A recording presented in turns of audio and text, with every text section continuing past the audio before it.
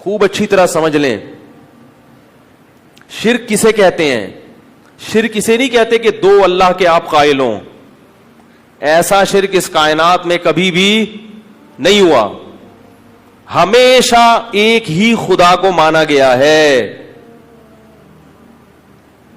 ہمیشہ جب بھی قرآن میں آتا ہے وَلَئِن سَأَلْتَهُم مَّنْ خَلَقَ السَّمَاوَاتِ وَالْأَرْضَ لَيَقُولُنَّ اللَّهُ. ان سے جب پوچھا جائے کہ کس نے آسمانوں اور زمین کو بنایا تو مشرکین کہتے ہیں کہ کس نے بنایا؟ اللہ نے بنایا. آج بھی جو مشرک ہے نا ان سے آپ پوچھیں کہ اس کائنات کا بنانے والا کون ہے تو وہ کیا کہیں گے؟ اللہ. ایک خدا ہے. کوئی گاڈ کہے گا اس کو, کوئی بھگوان کہے گا, کوئی اللہ کہے گا, لیکن مانتے کس کو ہے؟ ہندو بھی کس کو مانتا ہے کہ بنانے والا کون ہے؟ ایک. تو یہ جو شرک ہوا ہے نا, شرک یہ کس نوعیت کا ہوا ہے اس کو سمجھیں. شرک یہ ہوا ہے کہ اللہ نے سب کچھ بنایا, سارے اختیارات کس کے پاس ہیں؟ اللہ کے پاس ہیں, لیکن اللہ نے اپنی عطا سے فلاں کو بھی فلاں اختیار, بولو بھائی, دے دیا ہے. سارے نہیں, کچھ اختیار اللہ نے اس کو دے دیے ہیں, کچھ اس کو دے دیے ہیں. نہیں آ رہی بات. یہ والا جو بت ہے اس بت کو بھی نہیں دیے. یہ جو بزرگ کو اللہ تعالی نے مثلاً اولاد دینے کا اختیار دیا ہوا تھا, سمجھ رہے ہو؟ لہذا ان بزرگ کے مرنے کے بعد ان کے نام کی صورت بنا کے جب ان کے سامنے ہم جھکیں گے تو اللہ کی عطا سے یہ بزرگ بھی ہم کو, بولو بھائی, اولاد دے دیں گے. عین یہی شرک آج محمد صلی اللہ علیہ وسلم کی ذات کے ساتھ ہو رہا ہے.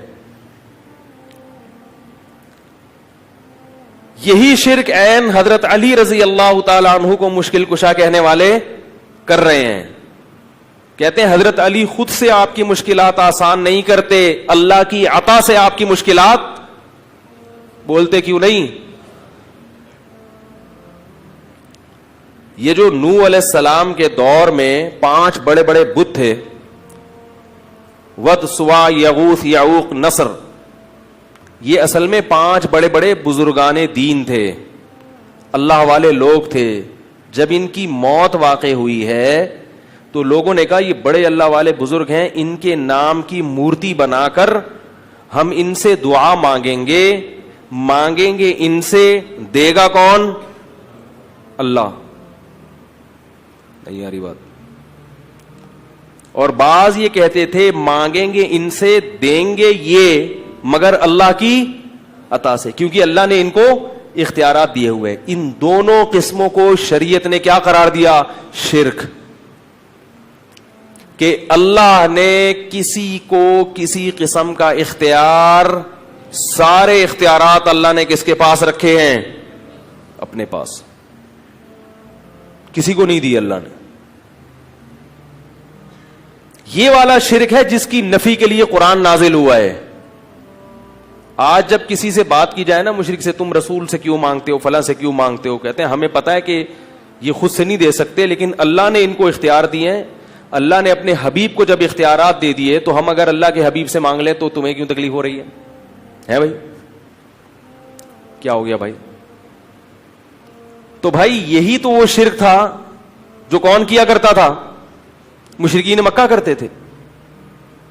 وہ اللہ کے رسول سے نہیں مانگتے تھے, وہ بتوں سے مانگتے تھے. تو اللہ نے یہ نہیں کہا کہ ہم بت کے پاس, اللہ نے کہا میرے سوا کسی کے پاس اختیارات نہیں ہیں. اب یہاں لوگ سوال پوچھتے ہیں کہ واہ بھائی واہ,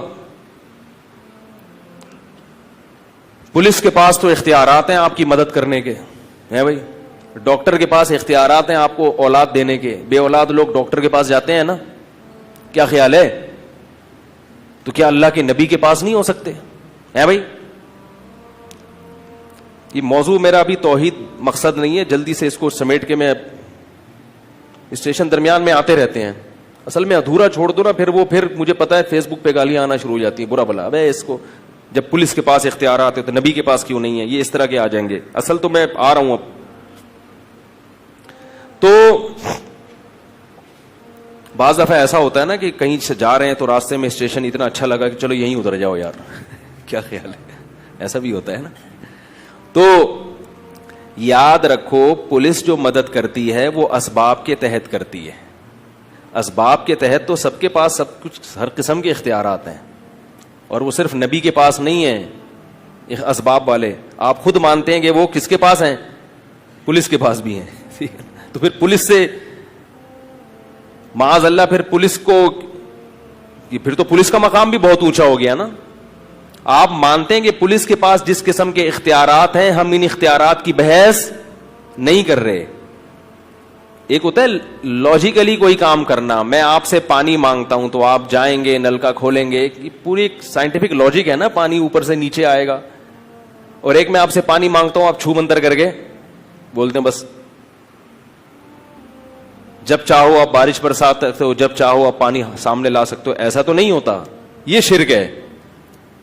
ڈاکٹر سے جب آپ اولاد مانگتے ہیں تو اولاد نہیں مانگتے, اولاد کی دوا مانگتے ہیں کہ میرے اندر کوئی خرابی ہے, کوئی میڈیکلی کوئی پرابلم ہے, تو کوئی ایسا دوا بتاؤ کہ وہ میڈیکلی پرابلم کیا ہو جائے, حل ہو جائے.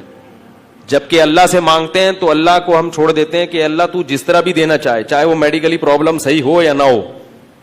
زکریا علیہ السلام نے اللہ سے بڑھاپے میں دعا مانگی تھی, میڈیکلی بڑھاپے میں دعا ممکن, اولاد ممکن نہیں ہے, لیکن کہا تھا مجھے ایسے ہی چاہیے. اللہ نے کہا چلو بوڑھے ہو کے ہی دے دوں گا میں تمہیں.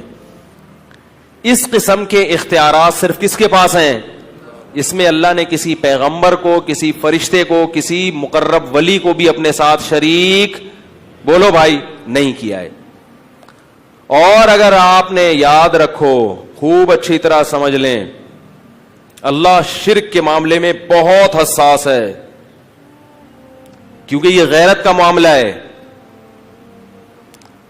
مانگنا صرف کس سے ہے؟ اللہ سے. اگر آپ نے اللہ کے سوا کسی اور سے مانگنا شروع کر دیا اور وہ اسباب سے ہٹ کے مانگنا ہو, تو پھر میرے بھائی بخشش کا امکان ختم. اللہ کا واسطہ دے کے کہتا ہوں کہ مزاروں پہ جانا, بولو بھائی, بند کر دو. کچھ بھی نہیں رکھا مزاروں پہ, کچھ بھی نہیں ہے. میں جب سفر پہ جاتا ہوں نا تو پھر ایک ٹیلی فون کے ذریعے, اور ٹیلی فون سے بھی زیادہ سفر میں لوگوں کا پتہ چلتا ہے. ایک مرتبہ میں پنجاب سے آ رہا تھا بائی ٹرین, تو اسٹیشن پہ ہم بیٹھ گئے ٹرین کے انتظار میں. تو ایک پڑھا لکھا لڑکا میرے ساتھ آگے بیٹھ گیا, لگ رہا تھا شکل سے لباس سے پڑھا لکھا ہے. گپ شپ شروع ہو گئی. میں نے کہا کدھر کی روانگی؟ کہہ رہے کراچی جا رہا ہوں. میں نے کہا کہاں؟ کہہ رہے وہ عبداللہ شاہ غازی کے مزار پہ. میں نے کہا شکل سے تو پڑھے لکھے لگ رہے ہو یار. تو کہہ رہے کیا ہوا؟ مزار پہ جا کے میں اللہ سے مانگوں گا, عبداللہ شاہ غازی سے تھوڑی مانگوں گا. تو میں نے کہا اللہ سے مانگنے کے لیے اللہ نے مسجدیں بنائی ہیں, مزار بولتے کیوں نہیں؟ اللہ سے مانگنے کے لیے کیا ہے؟ مسجدیں ہیں, مزار تھوڑی ہیں.